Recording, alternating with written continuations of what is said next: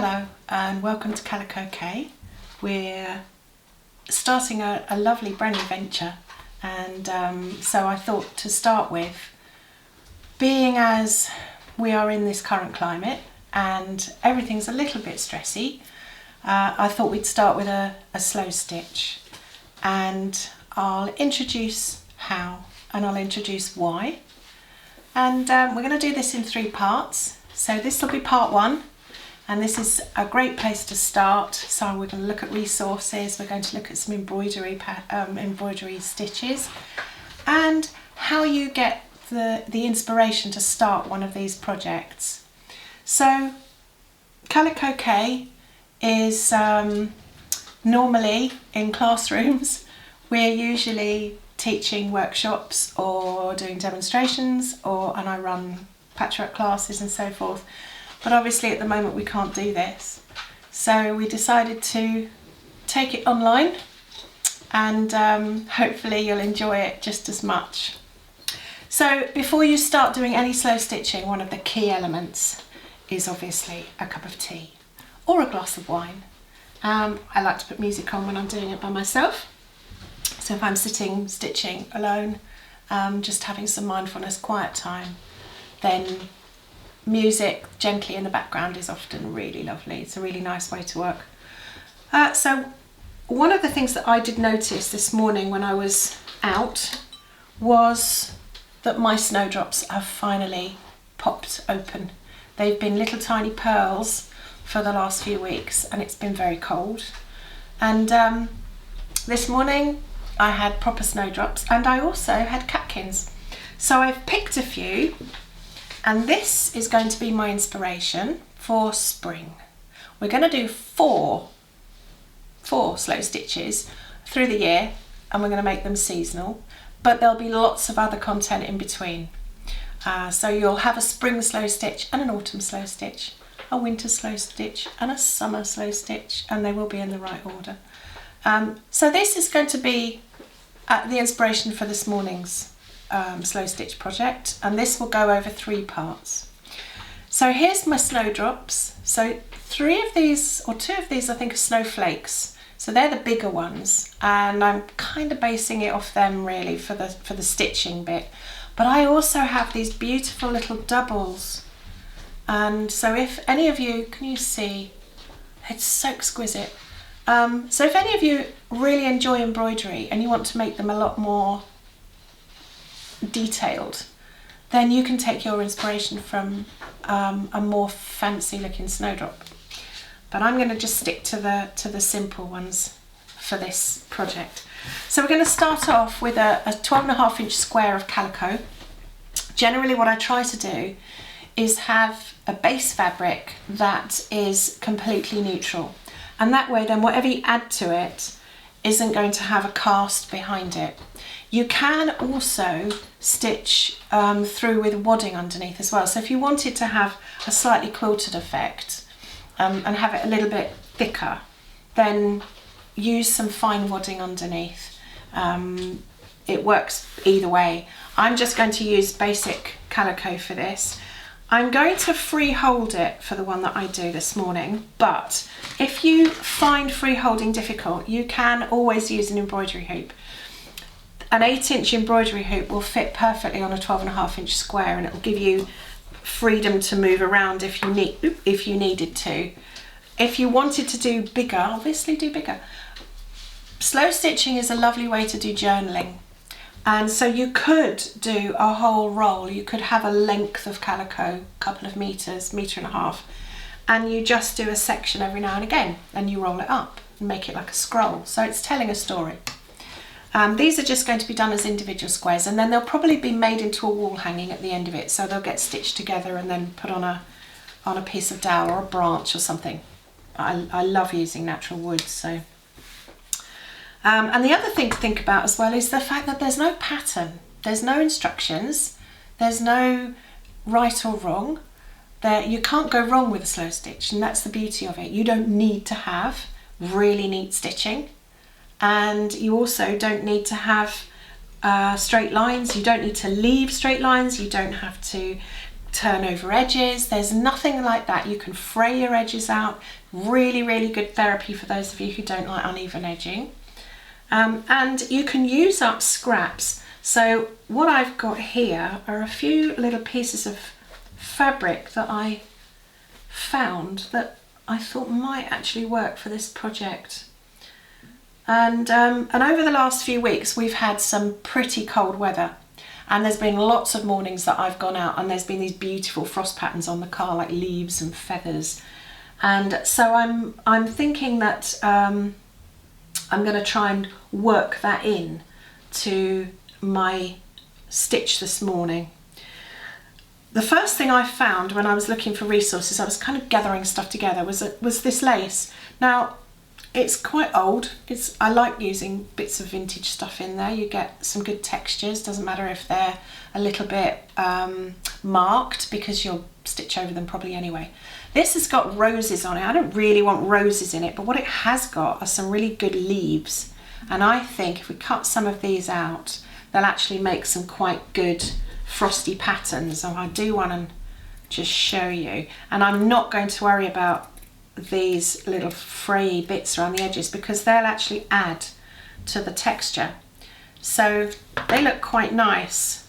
I hold that up against my hand. They look quite good. They're gonna make some good patterns. So we're gonna use those.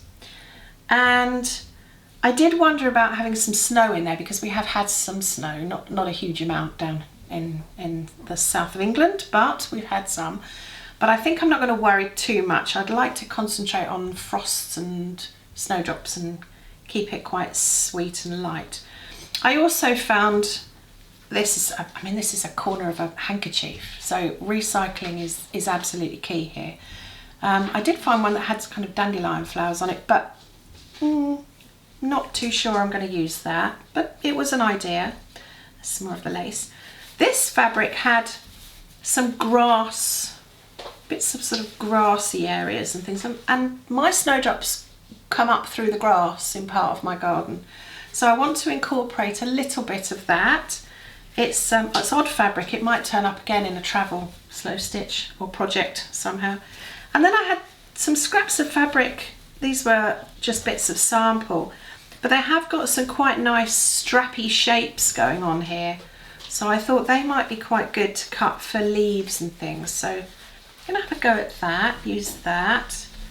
And there was various other bits of fabric. Again, this one has some quite good grey-green leaves, and snowdrops do have that grey quality to them. So when you're out looking at subjects that you might use, think about the colours that you're looking at. Think about thread colours. Think about accessorising it using other medium. So I'm going to use buttons. So I've got a little jar here with some green buttons, yellow buttons and white buttons, and I'm going to use those. I've also got a little pot here with some really cute little beads, and they're in the sort of style of a snowflake, so they're definitely going to go on here. And then I've just pulled out some threads and some wool. I love lime green colours in the spring, so lime green wool and some complementary colour embroidery thread. Beware with embroidery thread. You can get embroidery thread quite cheaply in places, but you need a needle with a big eye if you're going to use it, because they are fluffy. And then I've got some white thread, obviously. So I've cut out some shapes, bits and pieces. So I've cut out a few of these little leaves, and I've cut one little banner from the ribbon, and I'm going to do it all upside down for you. Let's put those scissors out of the way. And so what we're going to do is start off by just laying things out, having a little look.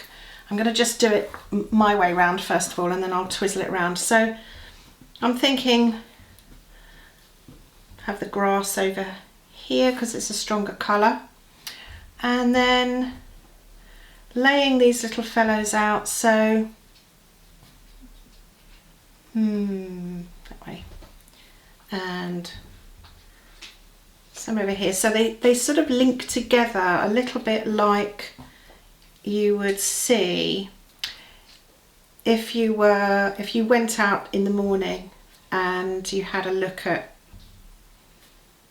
how the frost lays on the car. So I'm just interlinking them a little bit. So they look a little bit like the frost would look.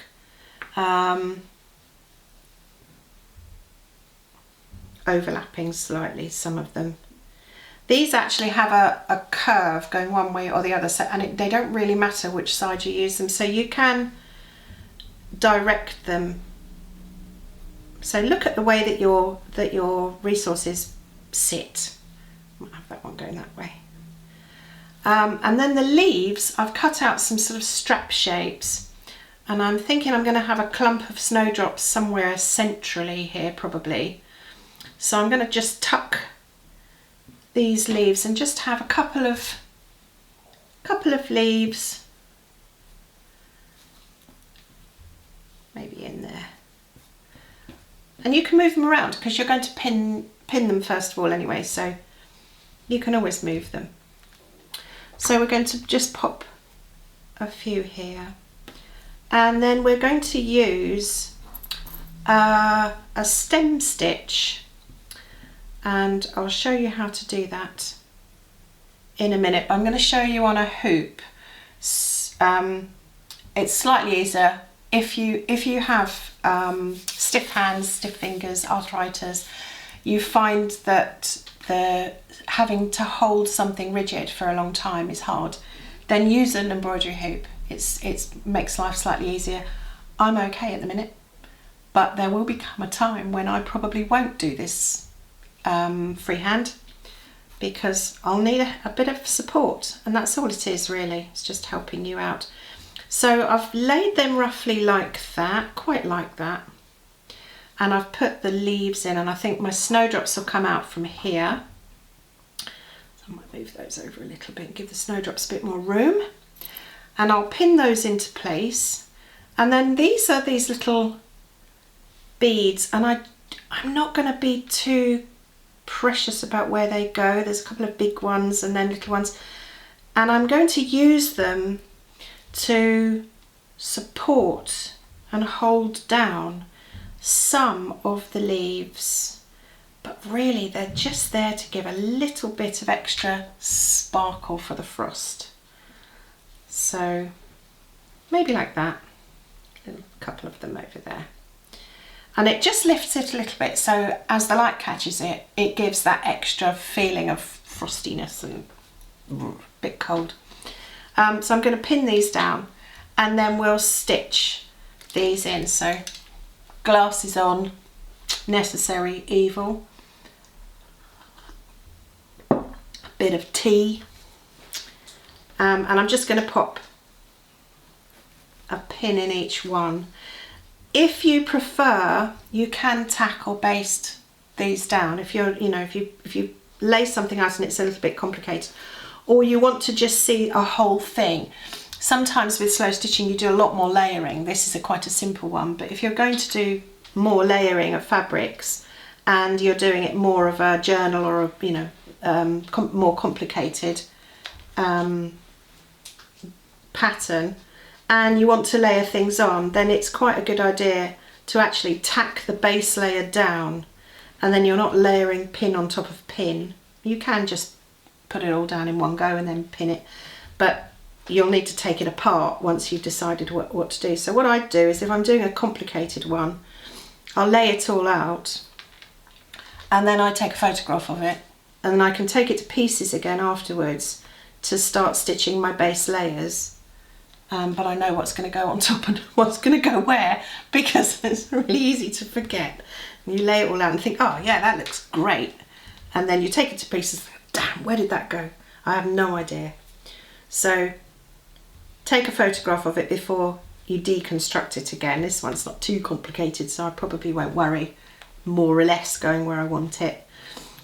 I have an idea that I'm going to make a little banner with my words. Now, I chose 3 words for this. The first I've already mentioned was hope. And I'm going to pop these over here for a minute because they'll just fall in my lap otherwise.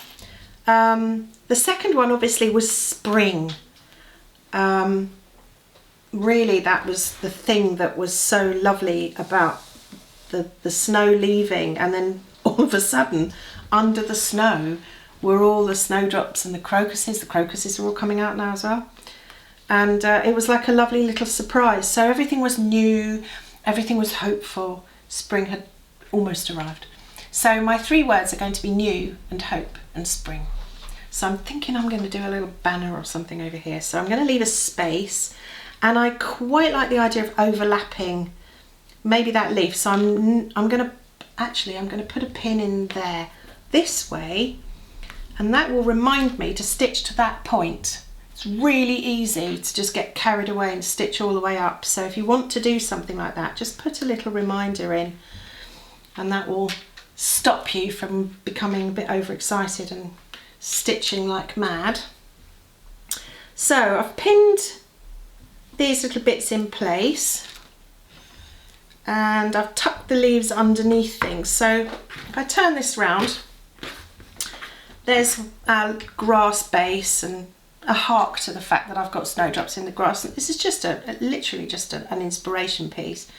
And then there's this lovely sort of frosty pattern going on here. And what we're going to do is stitch these on using a long stitch. It's called a stab stitch. Now what I noticed when I was walking through the garden was that when the snow lay down and it was fresh, there were all the little bird prints. So, and they're like long stitches.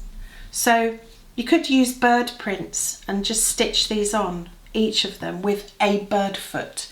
And if you wanted to lay it out so it actually looked like the birds were walking, do that. You might stitch bird patterns, around the edge as well. So you could use that bird stitch as a key. They're such a big thing of spring now. The birds are all flying everywhere and being very busy. So I'm going to just stitch these in. I'm going to use a white thread because I don't want the stitches to particularly show up. I just want them to be able to hold them down, and then when you're looking closely you can just see that they're there. So we'll start off with just securing the thread. I just do an overstitch, couple of stitches one over the other. This isn't going to have a lot of hard wear, so they don't need to be secured as strongly as if you were doing clothing or something like that. This is just going to end up in a frame. And I'm just going to do a nice long set of stitches, and I think I will do a little bird's foot. So I'm going to come back down to the center there, and then I'm going to come up here, and once you've got to a certain point you can just take your pins out, you don't need them in anymore. Back up here, back down to that point there, and that gives me my, that's the only trouble with pins, is you end up with your embroidery thread getting caught up with them. And then down there. So this still has the ability to move if you want it to. I'm actually going to use one of those little guys there and secure it once I've stitched all of these on. So the little bird's foot just ends up, you can barely see it, but it holds on to that leaf pattern, and that'll translate all the way through. So we're just going to go ahead and stitch these on now.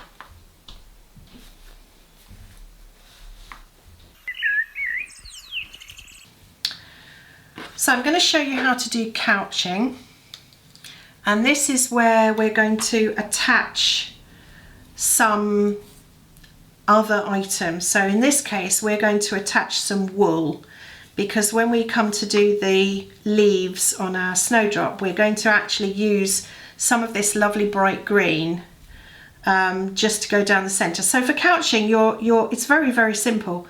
I've secured my thread at the back, and then I've used a dark purple for this because I'm hoping it'll show up really nicely.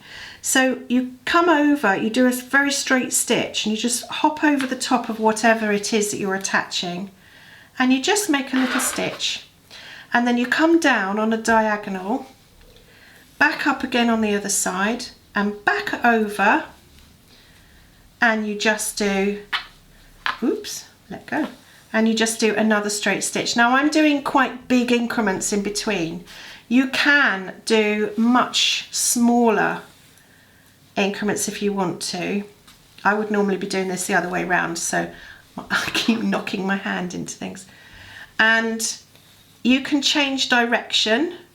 So if you were doing, you can do lettering with this quite easily. So I'm going to just change direction here. I'm going to take my wool over here. I'm showing you on a hoop because it's easier, I think, when you've got nice stretched tension as well, for you to see what I'm doing. So then I'm going to turn it right the way around here, look. So can you see you can go in all sorts of different directions for couching. It's a lovely, easy way of adding something on, and you can add sticks, you can add wool, you can add cord, you can add ribbon, anything that you just want to attach to the surface but not actually use to stitch. So that's couching, that's all you do. It's very, very simple. So as you can see, we've these are all secured now. So what I'm now going to do is show you how to use the couching technique that we've done and actually put it into practice. So I'm going to use the same green wool as I just used in the little demonstration and cut that to length. I think I might use two. I'm going to do it down that centre leaf as well. So I'm just going to cut some of that. Such lovely colour, it's really vibrant. So again, using your pins, just secure that wool where you want it to stay. It's only temporary until you get to it. And so I'm just securing it down by pinning it across, and the same with this one. That way then they can't move. And I'm just using the pin just to pull that leaf back down so it's nice and straight. There we go. So using some green thread this time, I'm just gonna take it through a couple of threads on the back here, just secure it. There we go. So it's not going to pop out anywhere, and then I'm going to just come up just one side of that. I'm going to do it this way around so you can see. So it's not quite as simple because I'm going to be stitching back to front, but the first stitch wants to just go over that end of the wool, so just hold that end down, and then once you've secured it you can take the pins out, then they won't get in the way quite so badly. And remember, your diagonals are going to be where you can't see them, and you're just using those lovely little straight stitches to come over the top and just hold the wool or the cord or the sisal or whatever you decide that you want to use in your slow stitch. And you can do this to attach things like twigs, found objects, anything really that's that's small and straight, or even bigger. Although what's your weight? Small branches. So all the way up to the top, there we go.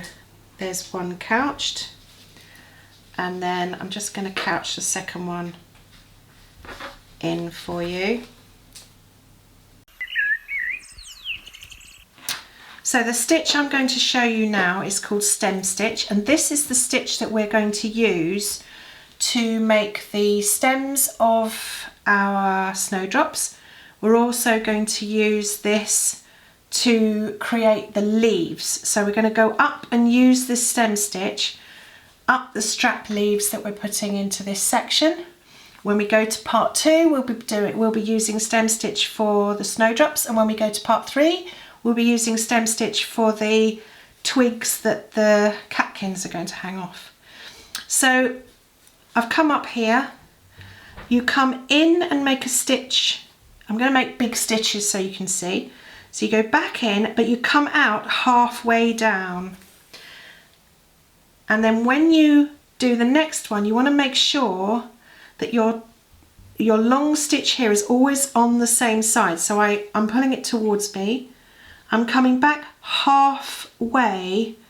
So there's half my stitch. This is the other half of my stitch, so that it's the same length as the first one, but I'm coming out at the end of my first stitch.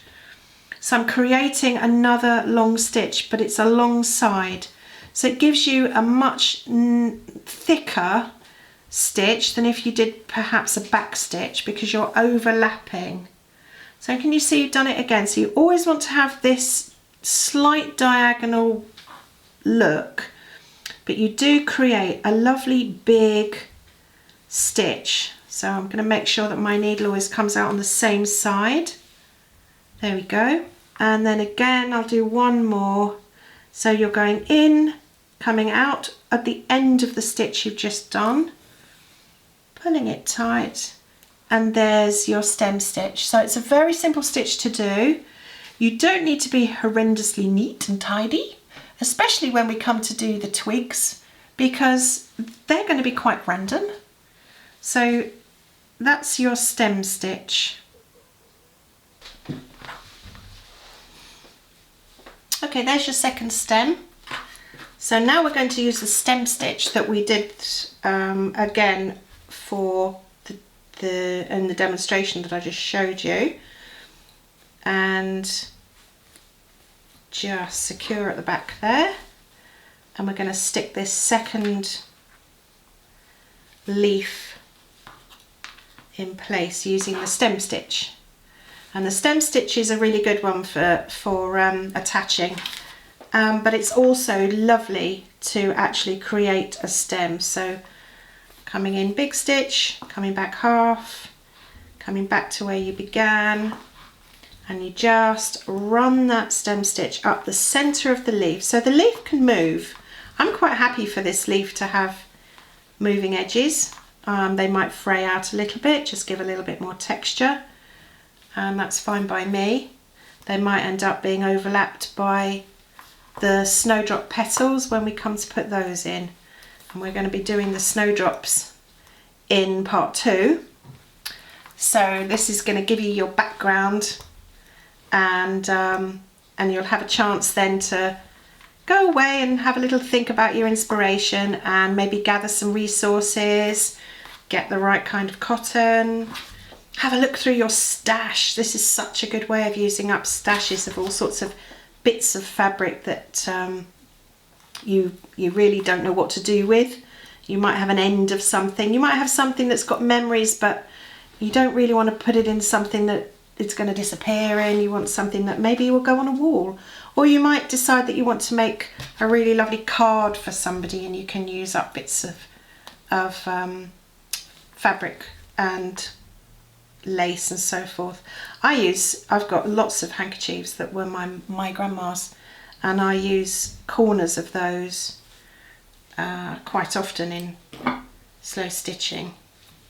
So there's the one leaf. That's just right up through the center, so the edges can go, they can fray, that's fine. And then I'm just going to do the other leaves and get them secured as well.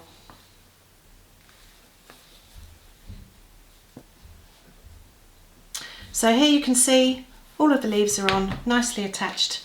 So what we're going to do now is just a bit more stab stitching, just to attach the little grass bit, but we're not going to stitch around it, we're just going to stitch the grass itself. So I'm just going to pick the same green as we've used, so we just keep a bit of coherence going throughout. I might change the green when we come to do the snowdrops next time round. So I'm just securing here, and then what I'm going to do is just use the pattern that's on the fabric. So if you can see on here, the grass is already printed, and so I'm just going to follow roughly, not totally faithfully, but I'm going to just follow roughly these little grassy stalks, and I'm just picking out the darker green. And what you'll find is that by doing that, you're adding a little bit of depth to your stitch.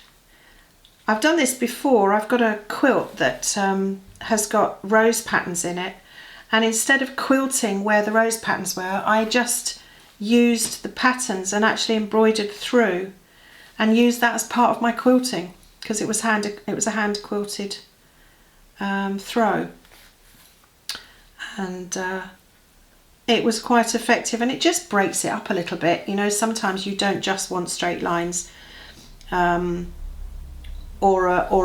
an unrelated line. You may want something that actually relates to the patterns in the fabric. So there we go. So can you see, I'm not stitching around it, I'm not doing anything that's formal. I'm just using those little green grass lines and stab stitching just to attach, oops, pick up a bit of frost, just to attach that on. So there, like that. Very, very easy, very easy. If you want to be a lot more particular about it, go ahead.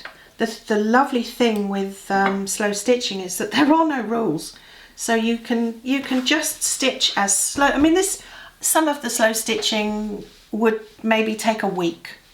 You know, some of them, if you're journaling, you'll be doing it all year. It takes a lot longer. So that's just nicely secured. And then what I'm going to do as well is I'm just going to draw in the stems for the snowdrops. So I'm going to put the snowdrops in there. Now, one of the things that's lovely to do this with is their friction pens, and these you can draw on your fabric, and then as soon as you put heat to them, they just disappear. The whole thing goes. So just hold an iron over, and anything that you draw will go. Now, I can't draw upside down, so I'm going to draw my stems in, and it just will give me an idea. So, and if I draw it and I think, actually I don't want them there, I can just put the iron over the top, and that drawing will disappear and go out of view, and then I can put it a bit more where I want it. So these are great for freehand drawing, or even for tracing. Then if you just think, oh, hang on a minute, that doesn't look quite right, you can just iron it out and start again. So I'm thinking that I'm going to do maybe 4 stems, and one of them I'd like as a bud. So I think I'm going to put a little bud, maybe a bud over here. Now, for the actual snowdrops, the open petal ones, I'm going to use embroidery, and this will be something that we'll do in the next section. So in part 2, we'll be looking at how you put embroidery stitches, use embroidery stitches to create the flowers. I think I'm going to have another one up here,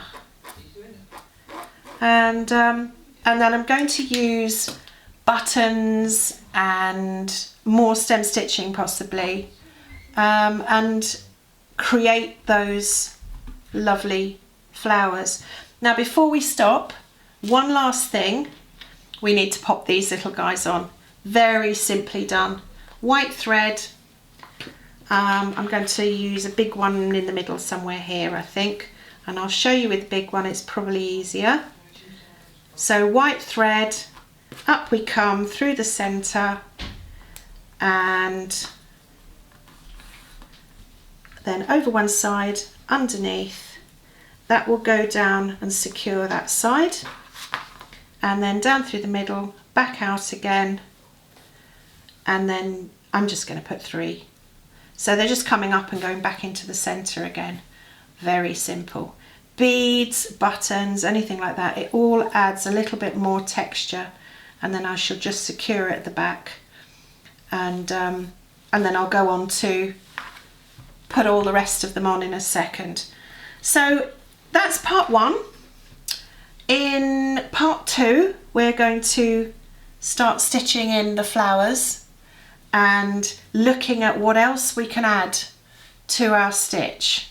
So thank you so much for watching, and I'll see you again next week. Take care. Bye.